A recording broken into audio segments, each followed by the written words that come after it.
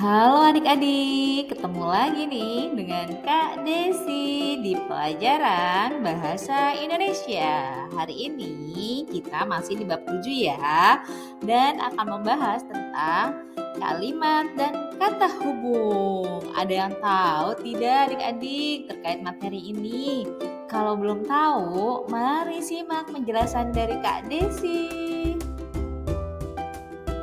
Adik-adik, ternyata kalimat itu ada dua ya, dibagi menjadi dua, ada kalimat langsung dan juga ada kalimat tidak langsung. Nah, yang pertama ini kita akan membahas kalimat langsung ya. Jadi adik-adik, kalimat langsung adalah kalimat yang berisi hasil kutipan pembicaraan atau ujaran seseorang sehingga sama seperti apa yang diujarkan. Bagian ujaran diberi tanda kutip nih adik-adik biasanya. Nah, selain itu ujarannya juga berbentuk kalimat perintah, berita, atau kalimat tanya ya adik-adik. Nanti akan kita berikan contohnya ya. Kalimat tidak langsung.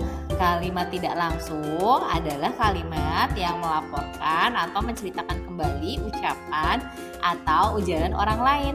Bagian kutipan dalam kalimat tidak langsung semuanya berbentuk kalimat berita atau pernyataan tentang sesuatu nih adik-adik. Nah, adik-adik dapat melihat contohnya ya. Yang di sebelah kiri Kak Desi ini ada kalimat langsung. Nah, di sini wah ceritanya seru sekali. Nah, adik-adik di sini lihat ya ada tanda kutipan ya di sininya ya. Nah, ini kata Astika. Nah, ini dia tulisan kalimatnya seperti ini. Lalu di kalimat tidak langsung seperti ini adik-adik ya. Astika mengatakan bahwa cerita yang dibacanya seru sekali. Nah, ini dia ya. Jadi contohnya seperti ini. Kata hubung antar kalimat nih adik-adik. Kata hubung antar kalimat ini merupakan kata sambung yang menghubungkan dua kalimat nih adik-adik. Kata hubung juga berfungsi untuk menyatakan kelanjutan atau penambahan, bisa juga kebalikan atau pertentangan dan juga konsekuensi. Nah, seperti apa sih contoh kata hubung atau yang disebut konjungsi antar kalimat ini? Yuk berikut contohnya ya adik-adik. Nah, adik-adik berikut contoh kata hubung antar kalimat ya. Ada seperti sementara itu, oleh karena itu, akibatnya, akan tetapi, dengan demikian, meskipun begitu, namun di samping itu, setelah itu, jadi, sebaliknya, dan selanjutnya. Ini dia contoh-contoh kata hubung ya adik-adik. Nah, adik-adik cara menulis teks narasi menggunakan kata hubung antar kalimat. Nah, adik-adik bisa memperhatikan 5 cara berikut ini ya. Yang pertama, tentukan dulu topik atau tema yang akan ditulis. Kedua, tentukan peristiwa-peristiwa yang akan diceritakan.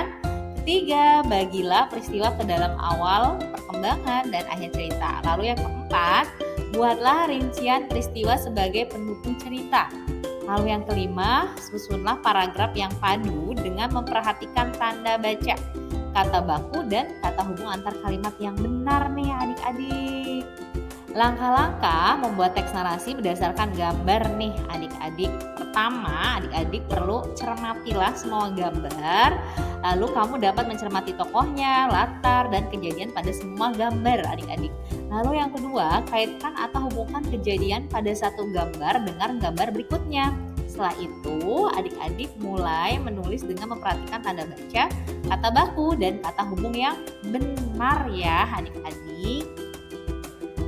Adik-adik, ternyata kita sudah selesai nih. Jika adik-adik ada yang kurang paham, boleh ya langsung bertanya ke Kak Desi.